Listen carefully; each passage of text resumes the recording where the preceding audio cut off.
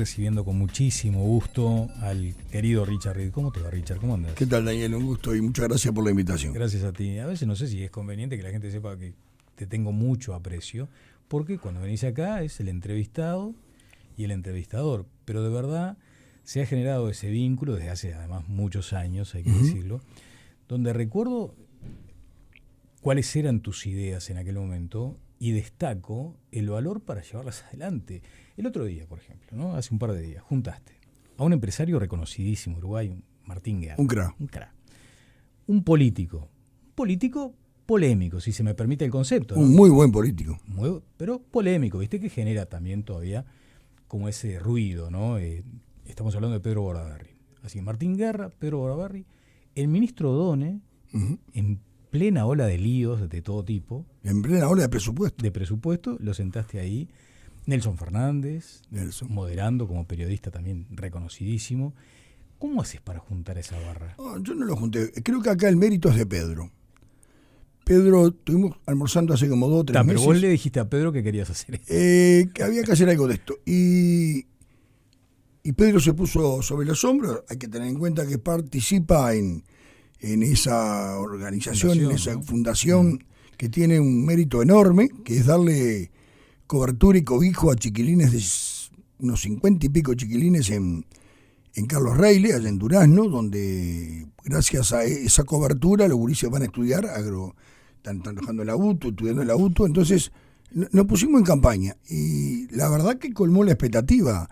Se hizo en el hotel, en el Cottage de Carrasco, y no había mesa libre. ¿Sí? Lleno totalmente, fue muy interesante, cada uno largó su speech.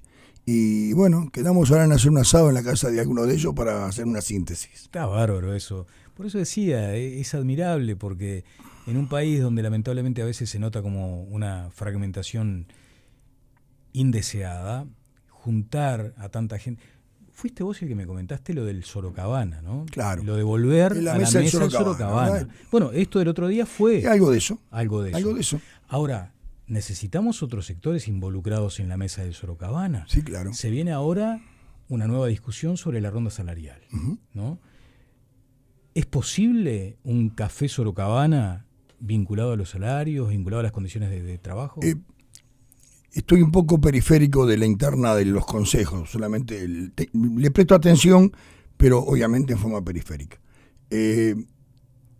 Son los primeros consejos de salario en este gobierno que vienen de un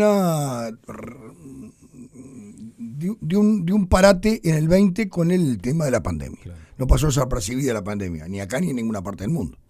Por lo tanto, es como empezar de vuelta. En un mundo muy cambiante de la fuente de trabajo. En estos últimos 4 años ha cambiado muchísimo la matriz laboral. La entrada del software, la tecnología, la robótica, y ahora en forma incipiente pero muy, muy fuerte, la inteligencia artificial, hace que muchos gremios estén revisando sus categorías. ¿Por qué? Porque cambió el trabajo a distancia, etcétera, etcétera. Yo creo que siempre es legítimo el reclamo del sindicato, sin duda que es legítimo. Lo que creo que, y yo se lo he dicho a Pablo Mieres cuando era ministro, se lo digo a Juan a veces ahora cuando nos vemos, que tengo una relación entrañable con él, hay que generar el músculo de la negociación, así los acuerdos no se vislumbren rápido, porque en forma subliminal lo que sí va acumulando es la confianza. En una mesa de diálogo, aunque no estén de acuerdo, pero son sinceros, son honestos, argumentan, fundamentan, con el correr del tiempo se genera confianza. Lo digo yo por experiencia propia. El gremio nuestro hace 20 años tiene firmado la reducción de jornada laboral. Tiene hace 18 años firmado la productividad. Entonces, ¿cómo llegamos a eso? Con confianza. Está bien. Ahora, está muy bien eso de generar confianza y ámbitos que sean sostenidos en el tiempo, porque de nada vale una cuestión efímera, ¿no? Claro. Un acuerdo efímero. Después está la demanda del propio laburante que dice, yo quiero un mango más. Y eso es urgente, eso es para ayer. Las pautas salariales del gobierno, que a grandes rasgos para el que no entiende mucho, se da en 3 franjas, donde atiende la primera franja, que es el sector más con menos ventaja, el que está en los 25.000 pesistas, para ponerle un nombre. Sí. En esa franja hay prácticamente un convencimiento de que cualquier cierre de negociación es con crecimiento salarial, porque la franja habilita, la pauta del gobierno habilita. En la del medio, que abarca la mayoría de los trabajadores, ahí puede llegar a haber un empate o un pequeño crecimiento, salvo que haya acuerdo de parte.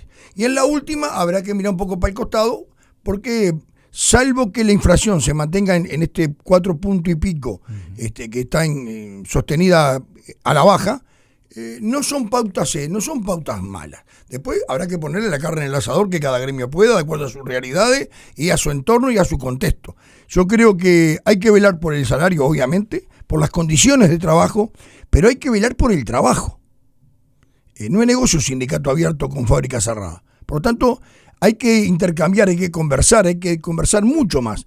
El Uruguay de la chimenea va a vía de extinción. Yo soy de industria, me formé en una industria, pero tenemos que ser conscientes de que el Uruguay industrial es parte del ayer. Entonces, por lo tanto, hoy es en el mundo de la tecnología, de la informática, de la robótica. ¿Cómo atamos eso a la realidad de hoy con los puestos de trabajo? Cuando vos pasás por el peaje y hace 4 años vos tenías 25 personas trabajando y hoy no hay nadie, porque un chip en el vidrio de tu auto, del paragolpe, te los peló. Bueno, esa es una realidad, eso hay que conversar, porque eso también genera una carga tributaria, ¿no? Hay menos aportes y bueno, por lo tanto habrá que revisar. Hay que negociar y negociar. ¿Vos notás hoy por hoy en estas actuales circunstancias que está ese espíritu de sentarse a una mesa, negociar? ¿Hay madurez como para abarcar estos asuntos que acabas de describir? Yo he escuchado, hablo mucho con Marcelo Abdala, presidente del PCNT, compañero de 30, 40 años. La vocación de negociación está. También hablo con muchos empresarios y en la inmensa mayoría está dispuesto a sentarse a conversar. Voy a nombrar a alguien para que sé que me va a disculpar. Julio Lestido. Julio es un hombre que puede estar en desacuerdo con muchísimas de las cosas que yo pregono o digo, pero no se niega a escuchar mi argumentación. Entonces, esa es la carga positiva que uno debe de exigir a las partes alrededor de un mostrador. No es el compromiso de acuerdo, es el compromiso de respetarse y escucharse. El gran problema es que en Uruguay no nos escuchamos mucho. Entonces, es quien grita más fuerte. A ver, el ejemplo político partidario creo que es un muy mal ejemplo, ¿verdad? En un parlamento. Los otros días Pedro Bordaberry decía, yo les propongo, éramos como 350, 400, les propongo a ustedes que hagan 5 segundos de reflexión de memoria y recuerden algún hecho relevante en el Parlamento desde marzo hasta hoy. Y seguramente, y quedó todo el mundo así, y según le dije Pedro, y seguramente debe ser algún acto bochornoso o algo. Entonces, porque es eso lo que va quedando en la población. Entonces, si el ejemplo no parte de arriba, tiene que ser por cascada, por derrame. Uh-huh. Creo que hay que negociar, creo que hay que ser respetuoso de los pensamientos, porque es una vida plural, y lo que principalmente hay que exigir es argumentación. Y la argumentación es base de estudio, ¿no? Te lo metiste casi como una obsesión el tema de la atención a la educación. Uh-huh. De hecho, los centros FUEB, me gustaría ver cómo está eso, dame números y sobre todo números y capacidad de crecimiento, de expansión. Nosotros estamos en 8 centros educativos, andamos en una población, tenemos una población techo de 300 y pocos de muchachos. Tenemos además lo que yo llamo con mucha pomposidad la carpintería en Paso Carrasco, allá en Wilson Ferreira Aldunate 172, a 2 cuadras del Parque Rubén, donde, yo lo decía los otros días, carpintero de ahí no va a salir nadie. Oficial carpintero, olvídense, no es el objetivo. El objetivo es que salgan buena gente, que salga gente con compromiso de empleo, de trabajo. Allí no faltan, llegan en hora, son prolijos, son gurises de contexto crítico. Hoy tienen 18 y 19 años, entraron con menores de edad con nosotros a hacer los primeros cursos. Hoy trabajan, tienen su salario, tienen su ingreso, desayunan, almuerzan, tienen obligación de ducharse al irse, y hay pautas de convivencia que es la pelea contra la esquina. Y yo decía el lunes en la charla esa tan buena que estuvo, la educación, el empleo, pero la educación es la pelea, la principal herramienta que tiene hoy esta sociedad de contexto crítico para pelearle a la marginalidad, al delito, a la delincuencia, porque de ahí se nutre el narcotraficante. El narcotráfico recluta botijas con poco nivel educativo, que no tienen empleo, que le tiras 1.000, 2.000 pesitos y agarran lo que vengan. Bueno, y es un ejército que hay. Hay que pelear contra eso. Sí, yo le decía eso a Robert Silva ayer, ¿no? El ex presidente del CODICEN, el actual senador.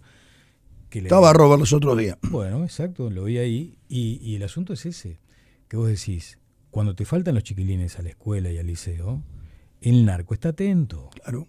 Porque si lo ve desmotivado, y después lo seduce, y resulta fácil, ¿viste? Con unos mangos resulta fácil seducir también, ¿no? A la gurizada.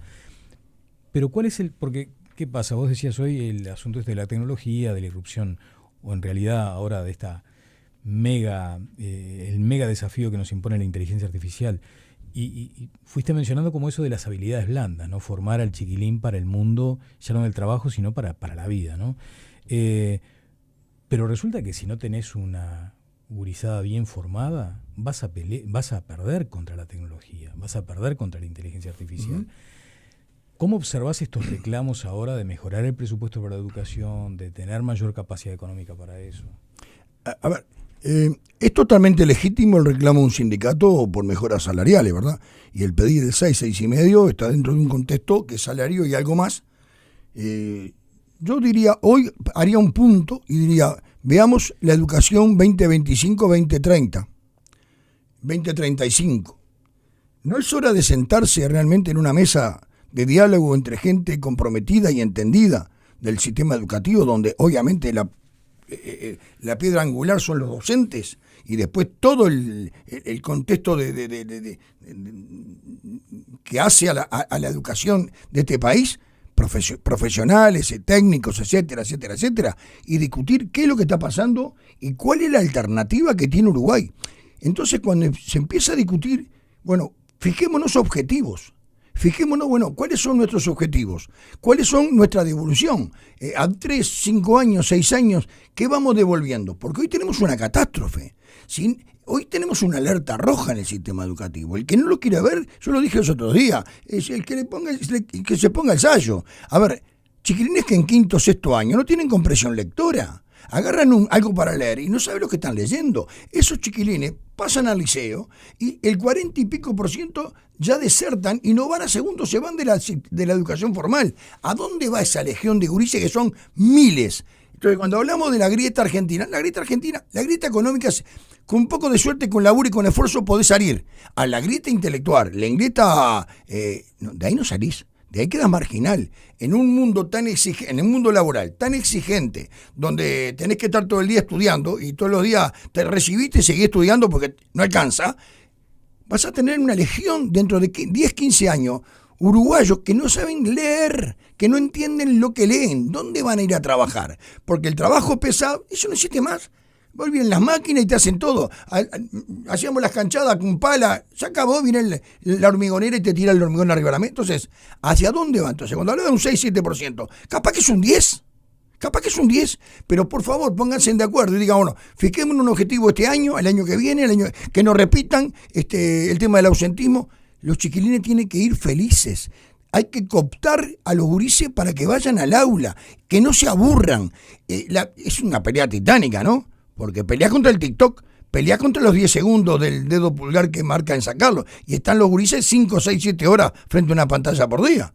Entonces, te van a hacer... Venís ahora a octubre es el mes de Colón. Los boticas están recontrapodridos con el tema de Colón. Todos los años Colón, déjense de joder con Colón. Mándenlo a buscar información al Google y hagan una asamblea que los gurises vengan con la información ellos. A ver, hay que darle otro dinamismo, hay que cooptarlos. Los gurises se aburren, desatienden y por lo tanto es muy difícil entender. No solamente es un cambio de currícula, es un cambio de presencia de la educación en el mundo de hoy. ¿Y las corpo? ¿Las qué? Las corporaciones. Ah, bueno, tendrán que ajustarse a esto, sea quien sea. Porque acá hay una prioridad, que es el niño. La prioridad es el niño. Si todo acumula a favor del niño, yo aplaudo. Si hay algo que no acumula, papá, quédate fuera del camino. La prioridad es el niño. ¿Alguien está conforme con el sistema educativo? ¿Alguien está feliz? ¿Cómo están los chiquilines a la escuela? ¿Cómo van? Tenemos un tema de ausentismo, ¿verdad? Que se da, yo escuchaba ayer al ministro de Educación, me parece correcto, se da en los niveles más bajos, los más chicos, ¿verdad?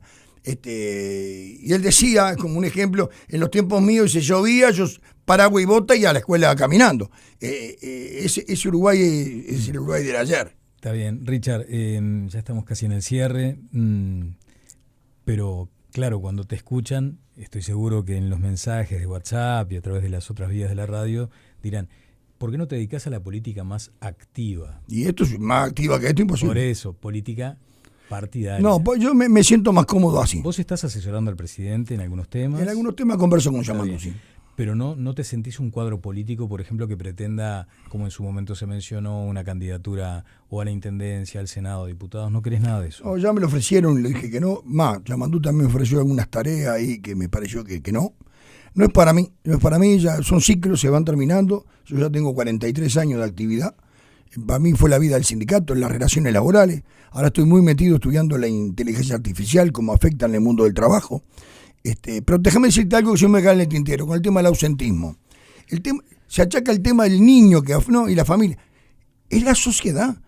1 de cada 5 casas, ese niño no va a la escuela. Ahora, no va a la escuela ese niño y ese niño ve que el padre se levanta a las 11, porque tampoco fue a trabajar ese lunes. ¿O está preso? Sí, pero hablando del ausentismo, hay un 20% de ausentismo laboral.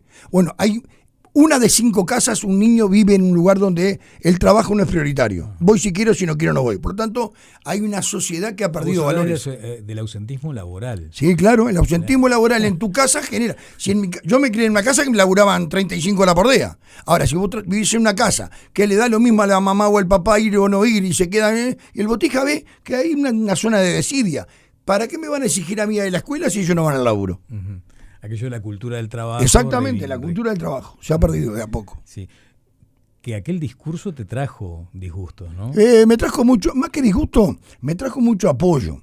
Porque claro, el apoyo del trabajador silencioso que no tiene micrófono se vio identificado. La pucha, por suerte alguien dice que yo laburo, me rompo el lomo y no me compare con aquel vago que no viene nunca. Eso es así. Richard, muchas gracias. A ustedes por la invitación, Daniel. Richard Reed.